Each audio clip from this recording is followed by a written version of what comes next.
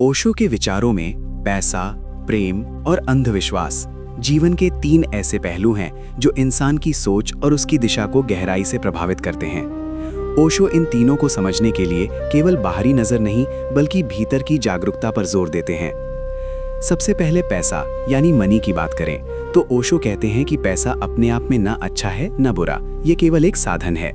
समस्या तब पैदा होती है जब इंसान पैसे को साधन से अधिक महत्व देकर उसे अपना लक्ष्य बना लेता है। जब जीवन का उद्देश्य केवल पैसा कमाना रह जाता है तब व्यक्ति अपनी आंतरिक शांति, संतुलन और खुशी खो देता है। पैसा सुविधाएं दे सकता है, घर, गाड़ी, आराम, बट ये आत्मिक संतोष नहीं दे सकता। ओशो का कहना है कि पैसा कमाओ, उसका उपयोग करो, लेकिन उसके पीछे अपनी आत्मा मत बेचो। अगर पैसा तुम्हें नियंत्रित करने लगे तो समझो कि तुमने उसे साधन नहीं मालिक बना दिया है। अब बात करें प्रेम की तो ओशो के अनुसार प्रेम कोई साधारण रिश्ता नहीं बल्कि ये मन की एक अवस्था है। सच्चा प्रेम तब उत्पन्न होता है जब इंसान भीतर से पूर्ण होता है, जब उसे किसी की जरूरत नहीं होती फिर भी वो प्रेम करता है। आज ज्यादातर लोग प्रेम के नाम पर स्वामित्व और अपेक्षाएं रखते हैं। वे चाहते हैं कि सामने वाला उनके अनुसार चले, उनकी हर इच्छा पूरी करे। ओशो इसे प्रेम नहीं बल्कि बंधन मानते हैं।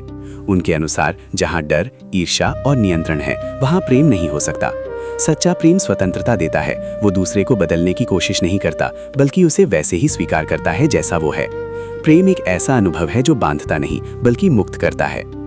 अंत में अंधविश्वास की बात करें तो ओशो इसे मनुष्य की सबसे बड़ी बेड़ियों में से एक मानते हैं। उनका कहना है कि अंधविश्वास इंसान को सोचने, समझने और सवाल करने से रोक देता है। जब हम बिना तर्क और अनुभव के किसी बात को मान लेते हैं तो हम सच्चाई से दूर हो जाते हैं। अंधविश्वास हमें दूसरों के विचारों का गुलाम बना देता है।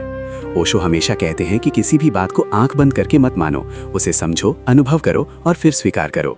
सच्चा ज्ञान तभी आता है जब इंसान खुद खोज करता है और अपने अनुभव से सीखता है।